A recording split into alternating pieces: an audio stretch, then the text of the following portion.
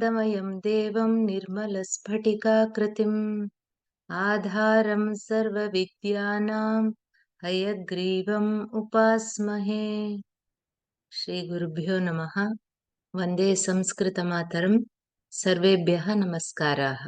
अद्य अनन्तरं परश्वः यदि संशयाः सन्देहाः सन्ति तस्य निवारणं कुर्मः। नो चेत् स्वप्नवासवदत्तम् अधिकृत्य भवताम् आशयः अथवा अभिप्रायः तथा कुर्मः। अतः प्रथमं सन्देहनिवारणम्, अनन्तरं you can express your opinion about this drama. अस्तु, ये वक्तुम् इच्छन्ति कृपया हस्तम् उपरि एवं कुर्वन्तु। तेभ्यः अवकाशं ददामि। स्वप्नवासवदत्त नाटकस्य नाटकपात्राणि वा किम् इच्छति भवान्, अथवा भासस्य कविताशैली, एवम् अस्मिन् विषये अद्य तथा परश्वः किञ्चित् विचारविमर्शः। प्रथमम् एकः आरम्भं करोतु, अन्येषामपि किञ्चित् प्रेरणा भवति, उत्साहः अपि भवति। कः अस्ति? मैथिली। नमस्ते भगिनी, श्रूयते वा? नमस्ते। श्रूयते। किञ्चित् उच्चैः वदतु। श्रूयते। अस्तु। किञ्चित् कालात् मम इच्छा किमपि नाटकं पठनीयम् इति। संस्कृतनाटकस्य विषये किमपि न जानामि, अतः यदा व्योमा संस्था स्वप्नवासवदत्त नाटकस्य विषये ज्ञापितं, तदा मम इच्छा पूरिता इति अहं मन्ये। व्योम प्रति मम धन्यवादः, अपि च आचार्या महोदयां प्रति मम धन्यवादः। इदानीं प्रकटीकरोमि। स्वागतं भगिनी। धन्यवादः। भवत्याः उत्तमपाठनेन नाटकस्य विषये ज्ञानं प्राप्तं। तत्कालीन भारतीयजनानाम् आचरणं, व्यवहारः कथं गुरुजनेभ्यः प्रति तेषां व्यवहारः कथम् इति जानीमः। भगिनी एकक्षणं, भवत्याः परिचयम् उक्त्वा अनन्तरं तदपि करोतु। कुत्र वसति भवती, किं करोति तदपि वदतु। अहं चेन्नैनगरे वसामि, किन्तु इदानीं अमेरिकायाम् अस्मि। मम पुत्र्याः गृहे अस्मि इदानीं। अस्मिन् प्रदेशे अट्लाण्टा। अस्तु। अहं वित्तकोशे कार्यं कृतवती, किन्तु सेवानिवृत्तिं प्राप्तवती। अत्र तु अहम् अमेरिकायाम् अस्मि। नाटकस्य विषये पुनः वदामि वा? वदतु। न आरम्भे, यतः मम तु कस्यचित् परिचयः न भवति, अतः केवलं नाम अत्र आगच्छति। किञ्चित् परिचयम् उक्त्वा अनन्तरं वदतु इति प्रार्थना, तावदेव। अस्तु। सीनियर् सिटिजन् अस्मि। अस्तु। संस्कृतभाषणं तु सम्यक् नास्ति इति सम्यगेव करोति खलु, पर्याप्तम्। एवमेव अभ्यासेन इतोपि भाषाज्ञानं वर्धते। चिन्ता मास्तु। अस्तु, वदतु। धन्यवादः।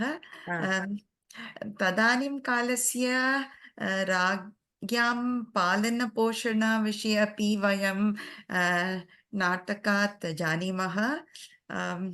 भवती अपि श्लोकानाम् अन्वयः, अर्थं च अध्याप्य अस्माकं संस्कृतज्ञानवर्धने साहाय्यं कृतवती।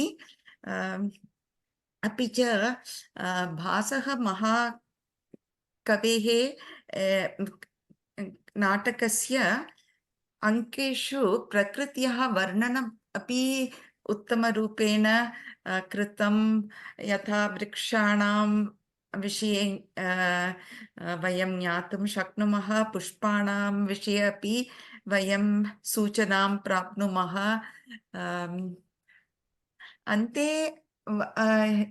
वदामि यत् स्वप्नवासवदत्ता नाटक अध्ययनेन अस्तु, सुन्दरः अनुभवः।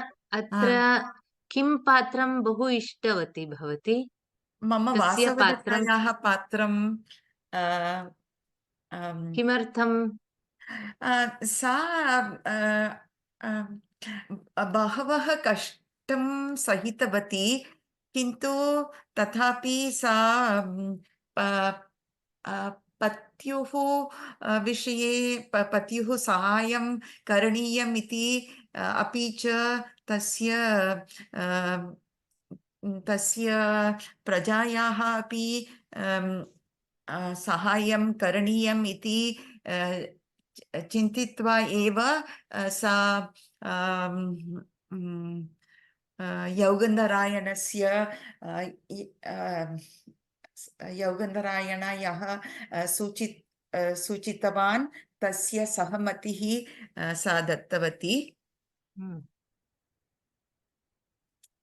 इति मम चिन्ता।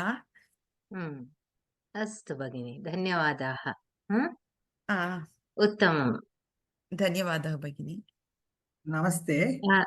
आर् नारायणस्वामी। नमस्ते।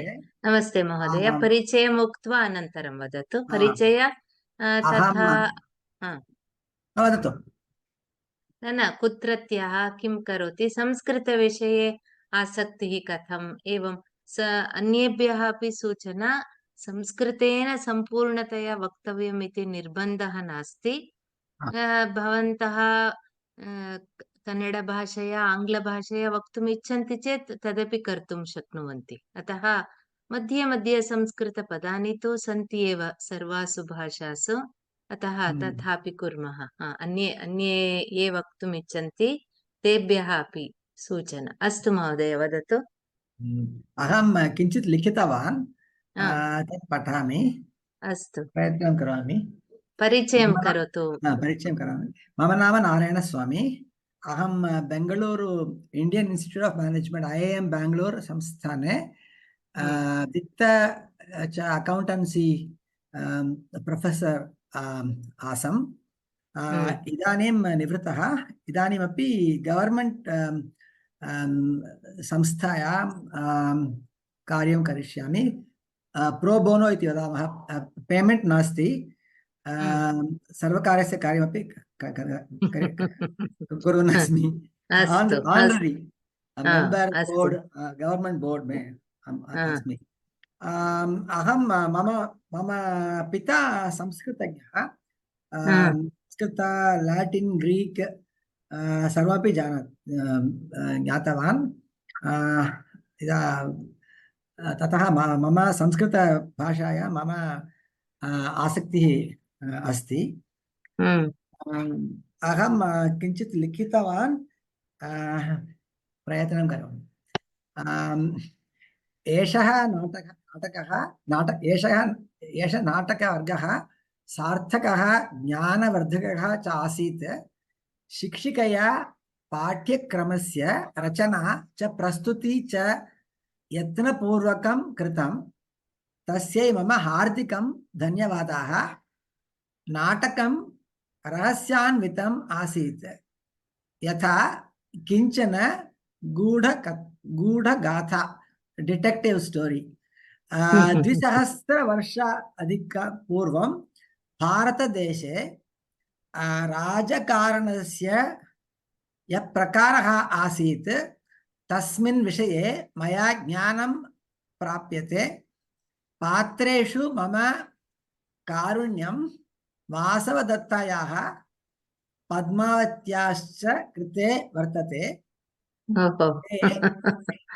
अनिन्द्ये स्त्रियौ राजकारणस्य चतुरङ्गक्रीडायां पदातिरेव उपयोगिते। यदि एतयोः मध्ये मम एकस्य चयनं कर्तव्यं स्यात् तर्हि पद्मावती एव। वासवदत्तायाः क्रीडायां भागग्रहणाय निर्णयं करणीयम् आसीत्। सा मन्त्रिणे सहमतिम् अपि दत्तवती। आङ्ग्लभाषा इन्फार्म्ड् कन्सेण्ट् इति वदामः। अस्तु अस्तु परन्तु पद्मावत्या विकल्पो न प्राप्तः। सा च बलात् क्रीडायां नीता आसीत्। उत्तमम्। शुभं यत् क्रीडा सर्वेषां कृते सुसमाप्ता। शिक्षिकया पुनः कश्चन नाटकवर्गः अध्यापिष्यते इति प्रतीक्षा मया उत्सुकतया क्रियते। पुनरपि धन्यवादाः। अस्तु महोदय, उत्तममासीत्, धन्यवादाः। धन्यवादः। मुकै कृष्णमूर्ति महोदय। Ram Ram. Ram Ram Ram. I will speak in English if you don't mind. अस्तु अस्तु महोदय। So I have been attending many classes from you and I'm learning a lot. But in particular in this Nataka, I'm also learning Abhignana Shakuntalam at this time. So I could not but compare Udayana with Dushyanta. Udayana is portrayed as is loving, even though his wife is dead, he still loves her.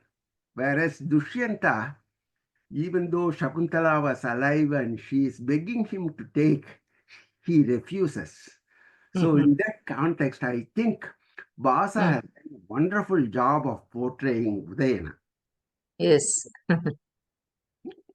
And also, in the same vein, there is a verse in the verse 1.4 in Act 1, fourth verse reminds me of a verse in the fourth act in Abhignana Shakuntala. Kala Kramena Jakataha Parivartamana. There is a similar shloka in Act 4, the shloka where they says that it goes round and round. Once you become you become good, and then the next time you may become bad or something. So there is the life cycle. Our time, the time doesn't like it keeps changing. Chakrar panktiriva gacchati bhagya panktihi iti. Yeah. Yes. So and particularly Basa doesn't portrays everyone in a positive limelight. So that is another thing. Even in Pratima Natakam, he portrayed Kaikeyi as a nice lady. So, yes. So here between Vasavadatta and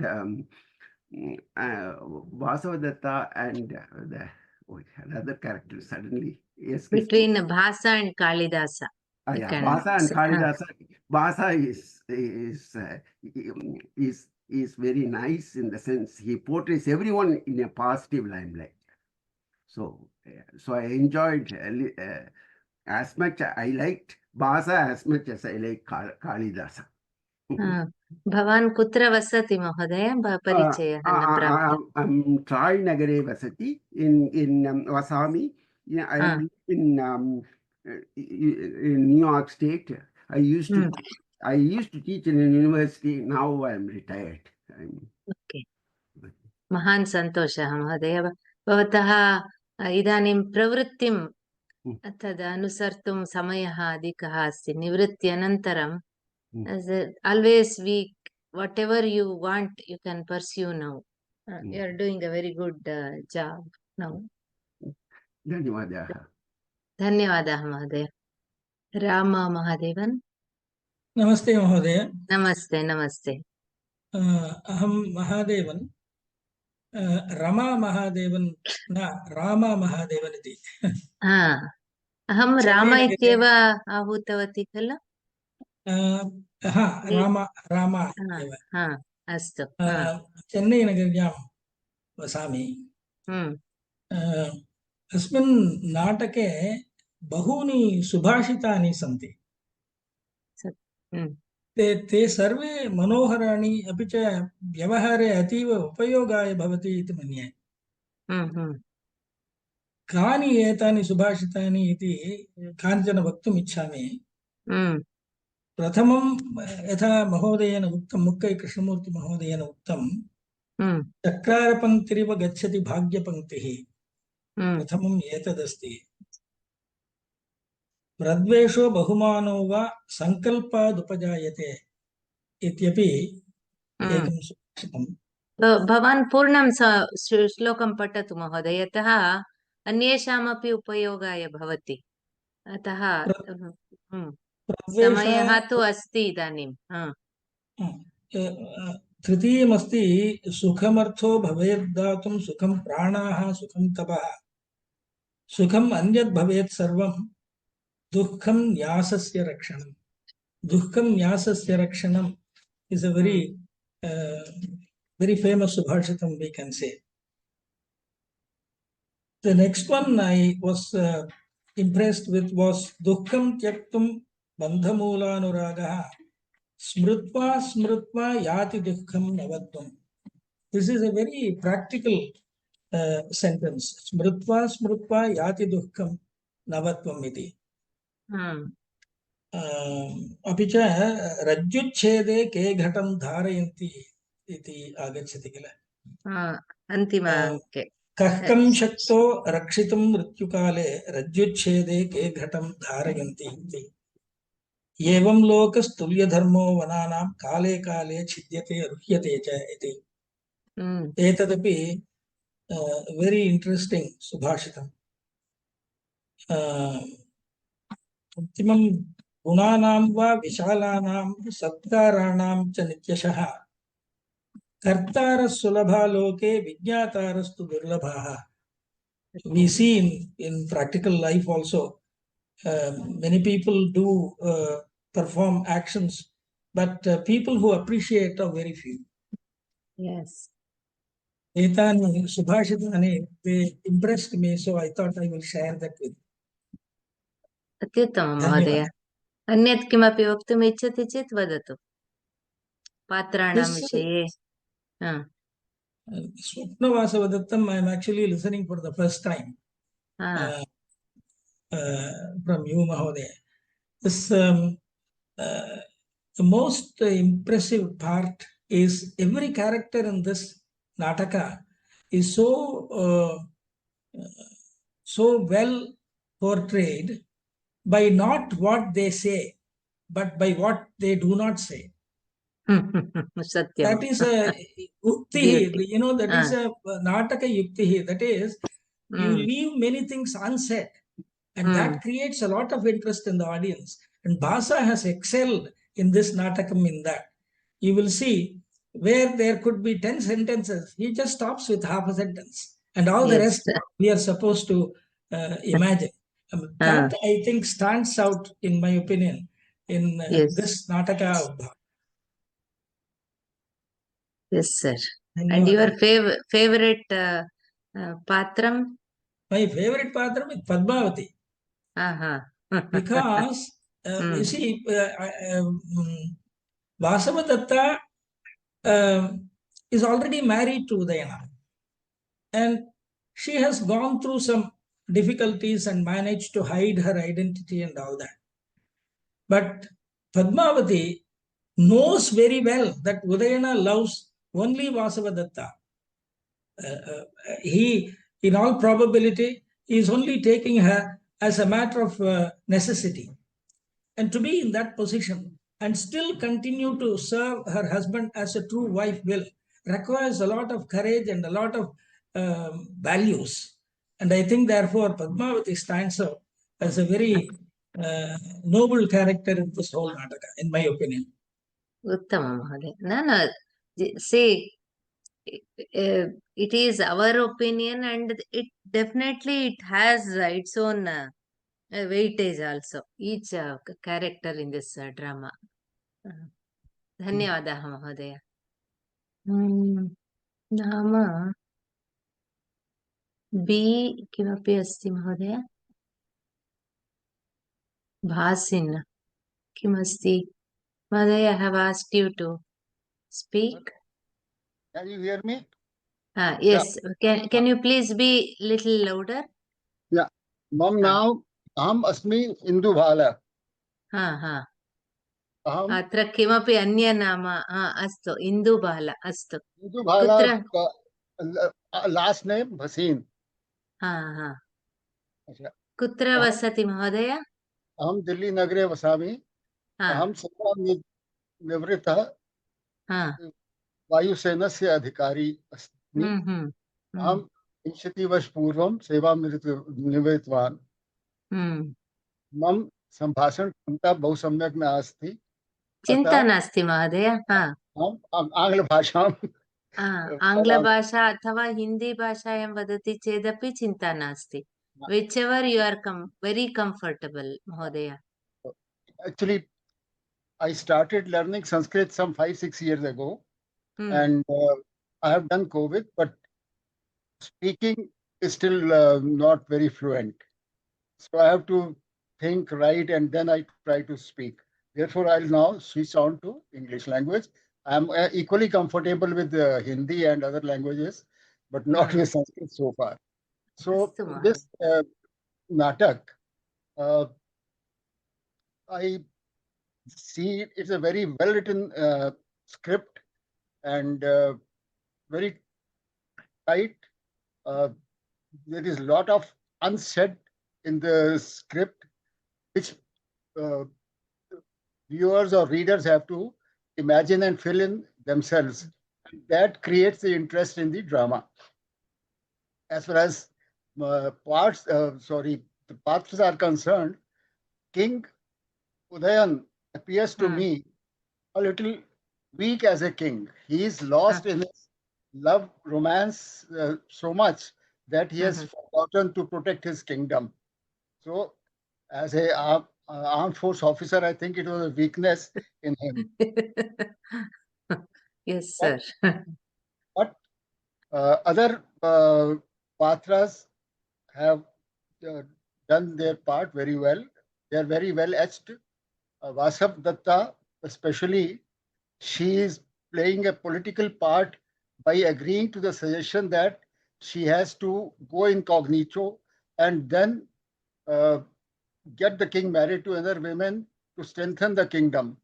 Then that is Tyag Bhav is also there, Virha is there. Then she is also protecting herself and serving Padmavati without having a feeling that she is actually a queen. And therefore, her role has been delineated very well in the drama. And there is Virharas, there is Shringaras, there is Prakriti Varanan in the drama. And then there is reunification and all that. So it's a very nice and very well written drama, in my opinion. Have you read any other Sanskrita drama, Mahodaya? No, I am now reading Abhigyan Shakuntalam. Uttamam. And I am also attending lectures by Dr. Mahulikar. Uttamam, Mahodaya. Dhanyavadaha. Anybody else? Bhavani Rao. नमस्ते महोदय. नमस्ते. भयमस्ति महोदय. किमपि न संस्कृतेन जानामि. संस्कृतेन वक्तुं तथा सङ्कोचः अस्ति चेत् इदानीम् उक्तवती खलु एकं वाक्यं. महान् सन्तोषः. भवती यस्यां भाषायां वक्तुम् इच्छति वदतु, चिन्ता नास्ति. हिंदी में बोलना पसंद करूंगी. मैं कन्नड़ा, परंतु हिंदी सबको समझ में आता है ना महोदय. हाँ, अस्तु. बहुत अच्छा लगा आपका टीचिंग, इंटरेस्टिंग था. भवती कुत्र वसति भगिनी? अहं भवानी यस्राव. अहं चेन्नई नगरे वसामि महोदय. I am originally from Karnataka, Mangalore, but after marriage I am staying in Chennai. अस्तु इदानीं वदतु। अहं लिखितवती I Ah. wrote stories just somewhat in my simple Sanskrit. तदेव प्रथमं तदेव पठतु, अनन्तरं हिन्दी भाषायां वदतु। अस्तु अस्तु अस्तु maybe many mistakes महोदय. Okay, चिन्ता मास्तु भगिनी, किमर्थं? Okay, राजा उदयनस्य श्री वासवदत्ता उज्जयिनी राज्ञः प्रद्योतस्य पुत्री। सा बहु गुणवती आसीत्। सा प्रजानां क्षेमाय राणीपदवीं त्यागं कर्तुं सिद्धा आसीत्। परन्तु सा राजा उदयनं बहु प्रेमं करोति स्म। प्रजाक्षेमाय प्रेमं त्यागं कर्तुं सिद्धा भवति। राजा उदयनः वासवदत्तां प्रेमविवाहः करोति स्म। शत्रुणा वत्सराज्यम् अपहरणं भवति। परन्तु राजा उदयनः राणी वासवदत्ता अपि वने मृगहरणं कृत्वा कालक्षेपं करोति स्म। प्रजारक्षणाय वत्सराजस्य मन्त्री यौगन्धरायणः एकम् उपायं करोति। वासवदत्ता अपि अङ्गीकरोति। अग्निविषादे वासवदत्ता अपि तु योगन्धरायणस्य मृत्युः भवति इति सः प्रचारं करोति वत्सदेशे। अन्यदेशं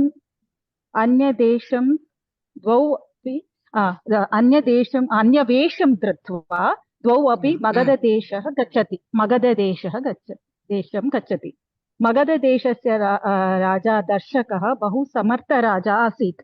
तस्य भगिनी पद्मावती सहित उदयनः विवाहं करोति चेत् दर्शकः शत्रुसंहारे उदयनस्य सहायं करोति इति चिन्त्य यौगन्धरायणः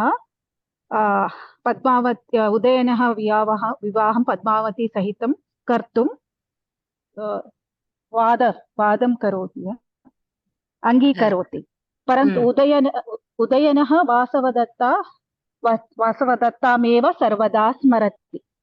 वासवदत्ता कोमला, सुशीला, गुणवती, रूपवती च आसीत्। उदयनः सम्यक् वीणवादकः आसीत्। वासवदत्ता तस्य समीपे वीणवादनम् अपठत्। तत्समये तयोः मध्ये प्रेमम् उत्पन्नः। वासवदत्ता उदयनं पद्मावती विवाहसमये बहु कष्टम् अनुभूतवती। योगन्धरायणः वासवदत्तां न्यासरूपेण पद्मावती सह योजितवान्। वासवदत्ता तस्य नाम आवन्तिका इति वदति। पद्मावती अपि गुणवती भगिनी क्षम्यतां, मध्ये वदामि। अस्तु, कथां भवती यथा भवती अवगतवती तथा लिखितवती।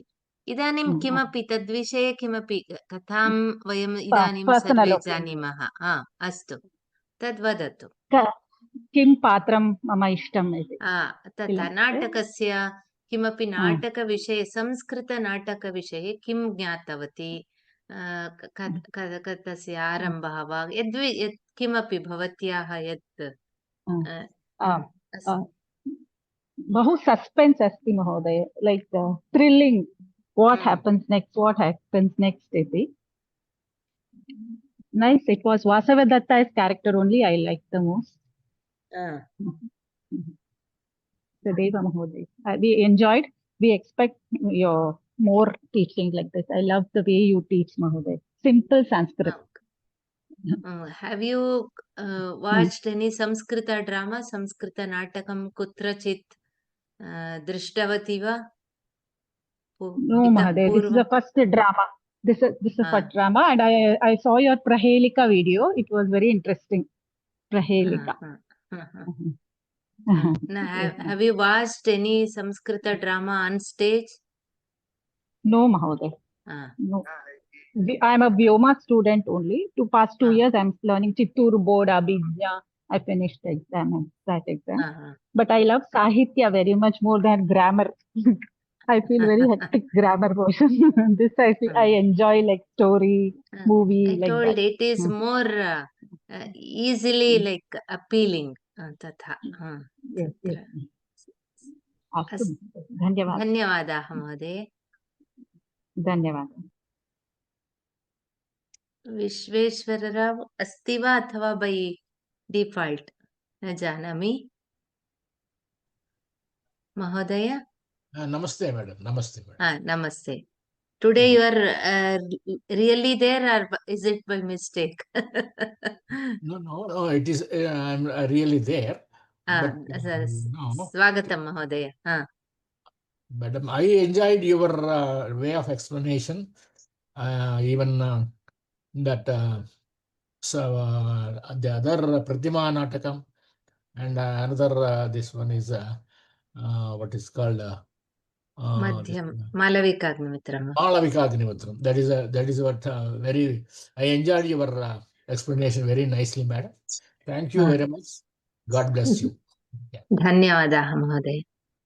पूर्णिमा। Namaste, Bhagini. नमस्ते।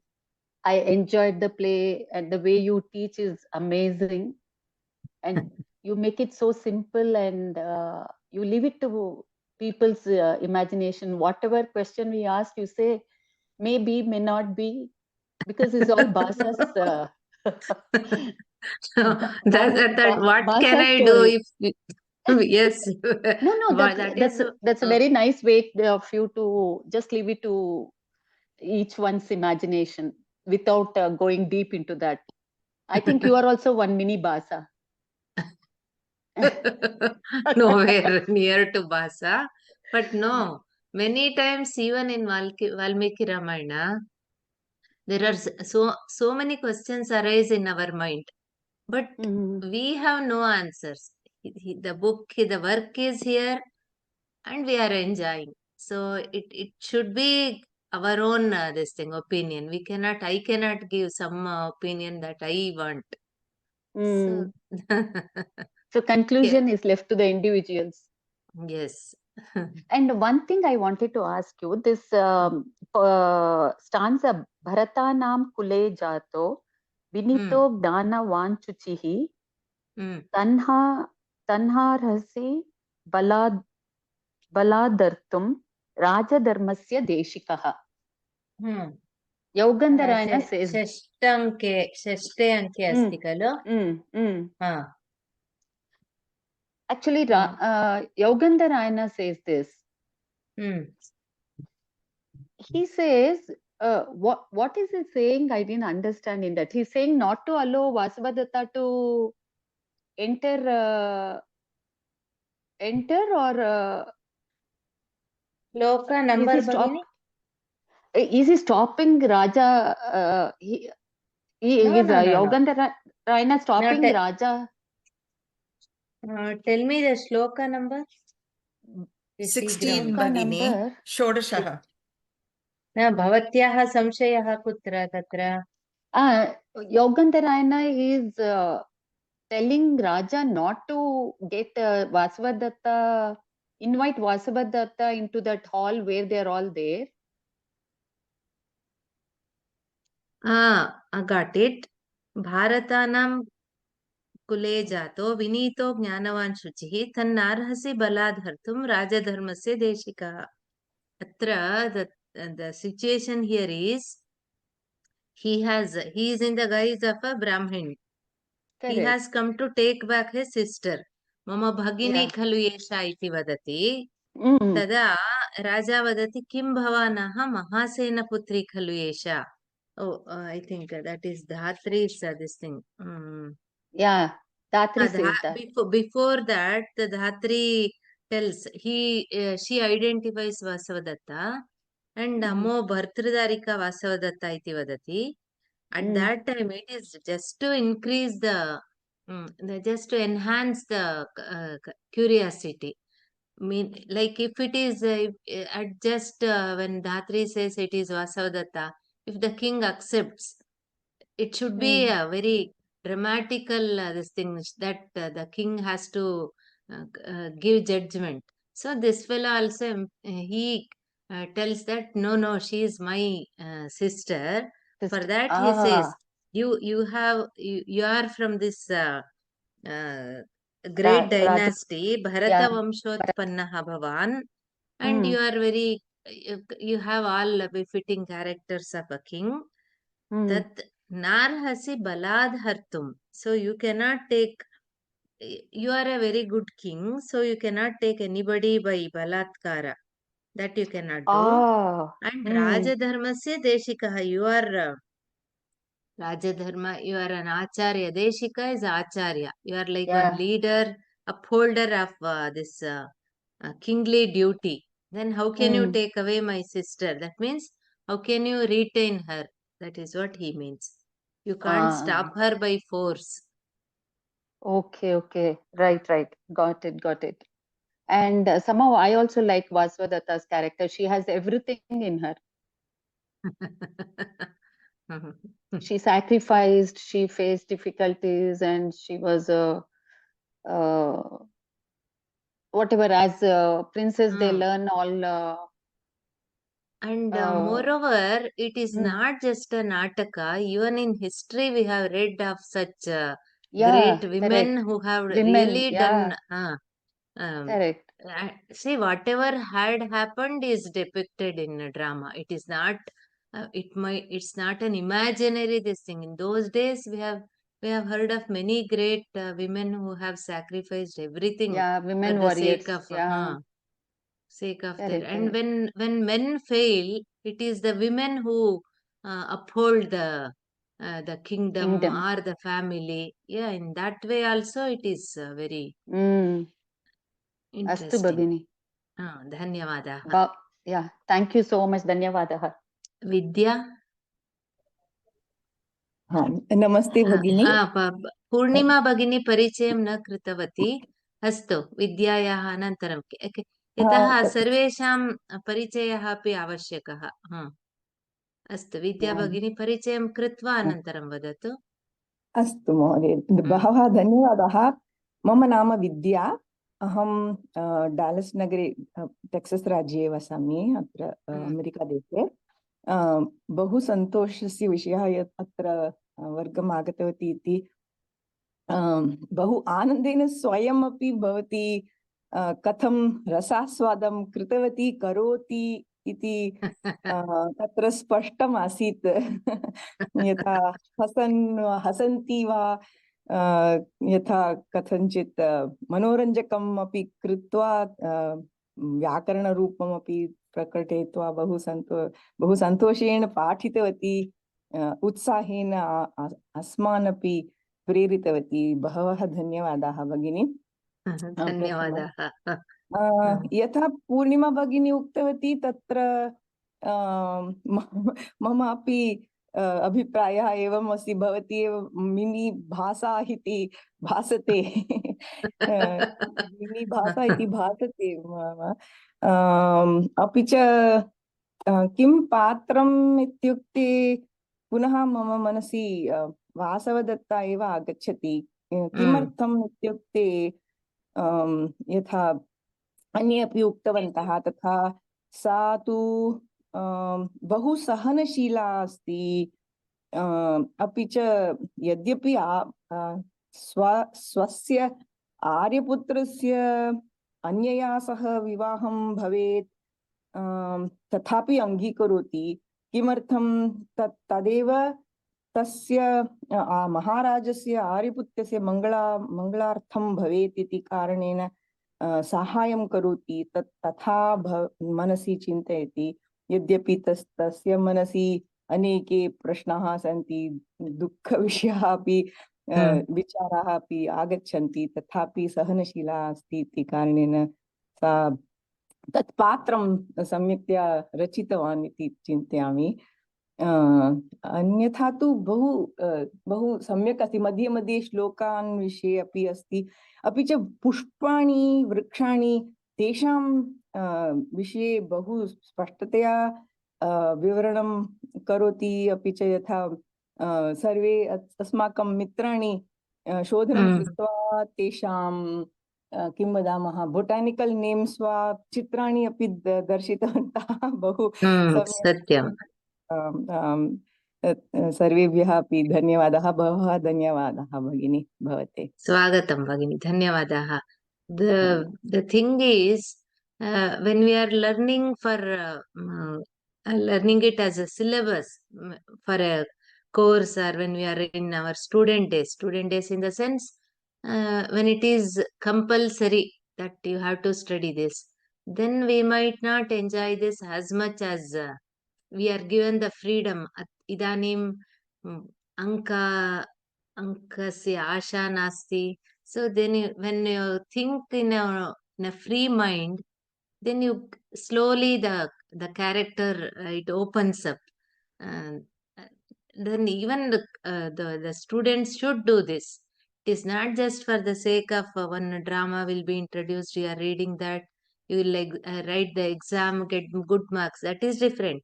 But like now, many of you those have expressed, you have experienced that yourself. Atah uttamam asit. Madam, what may be your next project? न जानामि, यद् सर्वे इच्छन्ति तत् स्वीकरोमि. Next project, any drama you want to tell in future?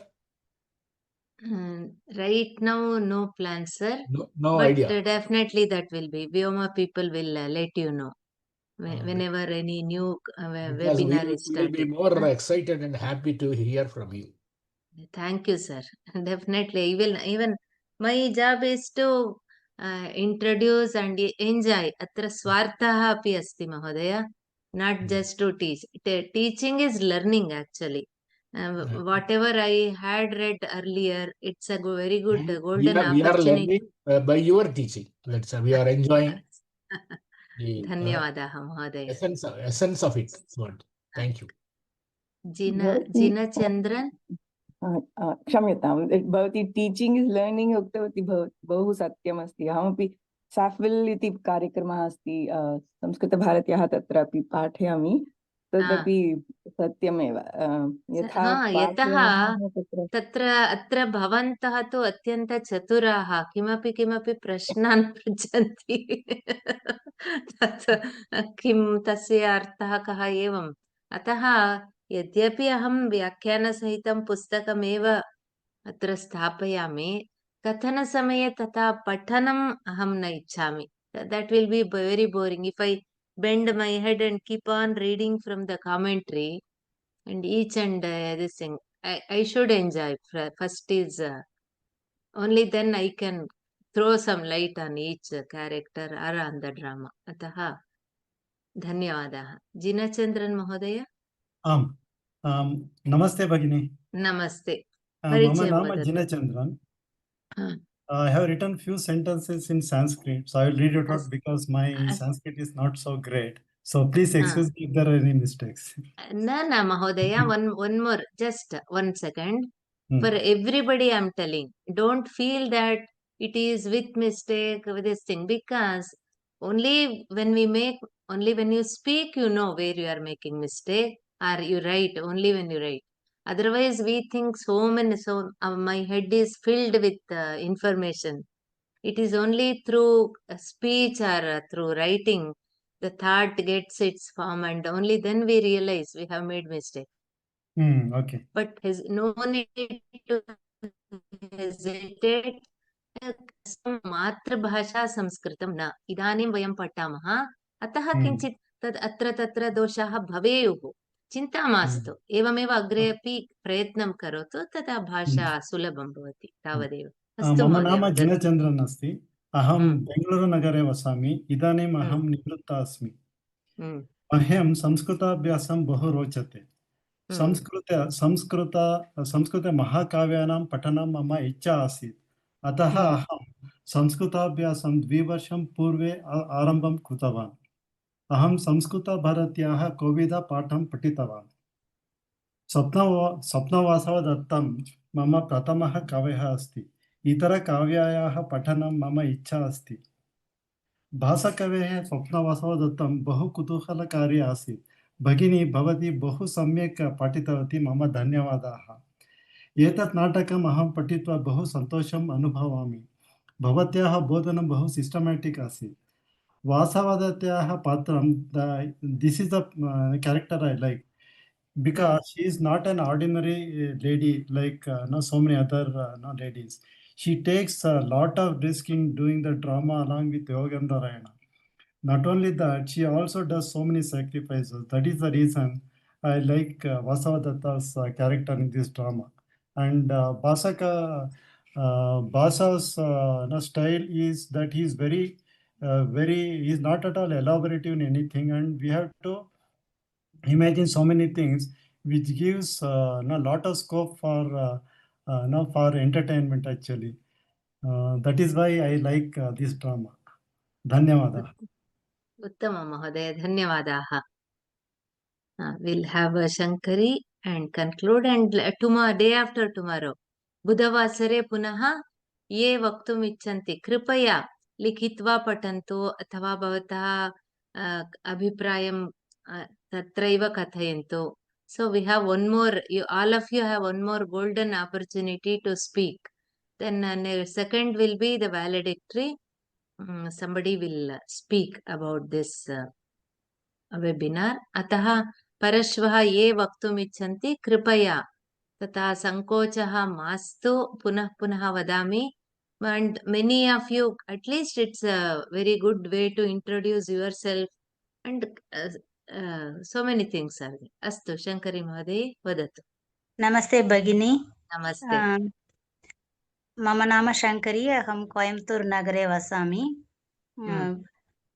मम इष्ट कथापात्रम् आसीत् उदयनः. इत्युक्ते सामान्यतया रामस्य विषये वयं पठामः. एवं पत्नीवियोगेन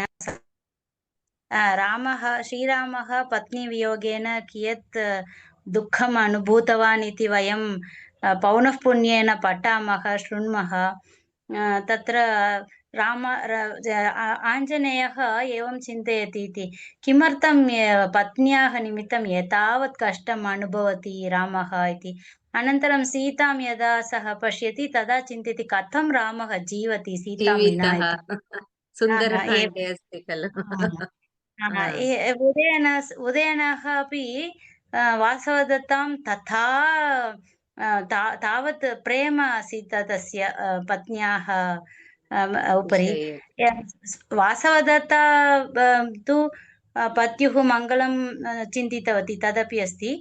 तत्रापि वैशिष्ट्यं किम् इत्युक्ते श्रीरामः यद्यपि सीतां तावद् इष्टवान्, सीतया विना स्थातुमेव न शक्नोति स्म, तथापि प्रजाहिताय एवं महाराजः अभवत्, राजधर्मः इति मत्वा सीतां परित्यक्तवान्. किन्तु अत्र वासवदत्ता स्वयं त्यागं कृत्वा गतवती इति, राज्ञी पदवीं त्यक्त्वा गतवती इति. सीतायाः अपि सा किञ्चित् तादृशस्थानं प्राप्तवती इति मम मनसि आगच्छति. वयं सर्वदा रामं प्रायः एवं वादमण्डपेषु एतदर्थमेव रामं तर्जयन्ति इति कति जनाः न सन्ति. कथम् एवं सीतां त्यक्तवान् इति ते न जानन्ति. महाराजस्य स्थाने यदि भवितव्यम्, एतादृश कठोर नियमानां पालनमपि करणीयम् इति. किन्तु उदयनः एवं कथं सः तामेव सा मृता इति ज्ञात्वा अपि तामेव अनुचिन्तयन् एतावत् दुःखम् अनुभवति इति तु तत्र एव उदयनस्य कथापात्रस्य एतदस्ति. मृदु स्वभावः अस्ति. पद्मावत्यामपि सः किं तस्याः कष्टमपि न दातव्यम् इति चिन्तयति. तादृशम् एव मम मनसि चिन्तनम् आगच्छति. सर्वाणि पात्राणि कोमलानि एव. तत्रापि घोषवती इति वीणायाः नाम, वीणायाः एवं वीणायाः एक महत्त्वम् अस्ति. एकैकस्य तदपि बहु उत्तमम् अस्ति. वयं सरस्वत्याः कच्छपि, नारदस्य महती इत्यादि महती शृण्मः। घोषवत्याः महत्त्वम् अस्मिन् नाटके श्रुतं। बहु उत्तमम् आसीत्। विशेषतया भवत्याः पाठनशैली अहं बहु इच्छामि। कारणं भवती नाटकं तथा पठति, वृथा पठनवत् न पठति। कथापात्राणि यथा वदेयुः तथा पठति। वयं श्रुत्वा एवमेव कल्पनालोके सञ्चरामः। बहु उत्तमम् अस्ति। It पुनः is पुनः एतत् बिम्ब प्रतिबिम्बवत् भगिनि. If the audience are very, very interested, I cannot see. That is the only drawback in this webinar. Teaching should happen looking at the faces, actually. Teaching or whatever I'm sharing. That doesn't happen. That is the only drawback. Otherwise, the questions, the feedback that you give, that makes me like tell more or learn, find more. तत्र श्रोतारः यथा किमपि आसक्तिः एव नास्ति इति तथा अस्ति चेत्, भासते चेत्, अहं पूर्वमपि अनुभूतवती बहूनाम् अत्र ये सन्ति ते कथं ते अत्यन्त ज्ञानिनः उत्सुकाः इति. अतः श्रोतारः तत्सर्वं भवतामपि योगदानं एतदस्ति. अतः धन्यवादाः भगिनी. वस्तुतः अहं सह शिक्षार्थिनां वचनानि श्रोतुं बहु इच्छामि। यतः तेषां विभिन्नचिन्तनानि सन्ति। अस्माकमपि ज्ञानवर्धनं भवति तेषां प्रश्नद्वारा, तेषाम् अनुभवद्वारा, तेषां कथनद्वारा। एवं बहु सम्यक् अस्ति। भवती एवं प्रेरयति, सर्वेषां मुखतः वाचयति। बहु उत्तमम् अस्ति। अस्तु, परश्वः अहं तु प्रतीक्षां करोमि नूतनाः इतोपि. अस्तु, संस्कृतभाषायां वक्तुं सामर्थ्यं नास्ति चेत् चिन्ता नास्ति. अत्र तु विषय यत् नाटकं कथं भवान् इच्छति इति विषये खलु. अतः तद्विषये अधिकचिन्तनं मास्तु. आङ्ग्लभाषया वदामि, अन्यभाषायां वदामि इति चिन्ता मास्तु.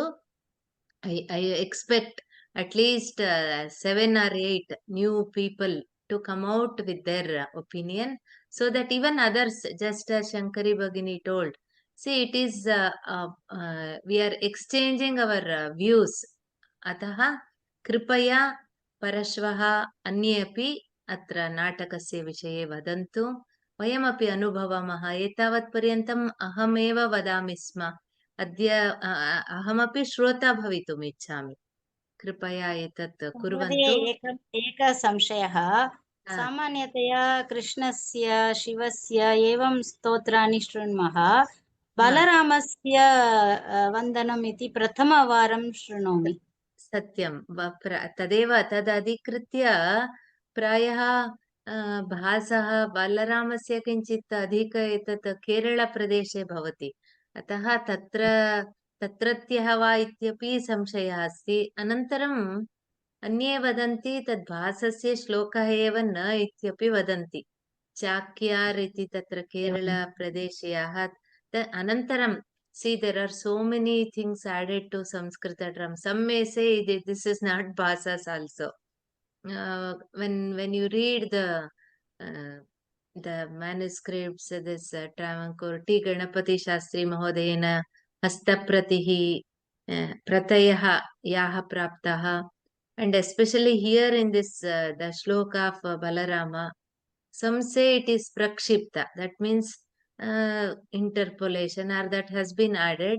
But even then, Balaramasya Prayah Tasya, he was see, you cannot tell by which character you are most influenced. Prayah Bhasasya eva syat. Kintu yatha bhavati uktavati Balaramam adhikritya shlokaः बहु विरलाः. तथा अस्ति. अस्तु, अद्य समापयामः. परश्वः पुनः कृपया अन्ये सर्वे अपि नाटकम् अधिकृत्य भासस्य शैली अथवा केवलं संस्कृतनाटकम् इति विषयम् अधिकृत्य अपि वक्तुं शक्नुवन्ति. अद्य समापयामः. सर्वे भवन्तु सुखिनः, सर्वे सन्तु निरामयाः, सर्वे भद्राणि पश्यन्तु, मा कश्चित् दुःखभाग् भवेत्। ॐ शान्ति शान्ति शान्तिः। धन्यवादाः। शुभरात्रिः। परश्वः मिलामः। परश्वः सुवर्णावकाशः ये न उक्तवन्तः तेषाम् अनन्तरं द्वितीयदिनाङ्के वेबिनार् कार्यागारस्य समारोपः भविष्यति। अतः कृपया ये वक्तुम् इच्छन्ति the assessment or assignment whatever you have to submit will be told on the last day. परश्वः पुनः अवकाशः अस्ति, अतः कृपया सर्वे सोत्साहेन भागं स्वीकुर्वन्तु। मिलामः।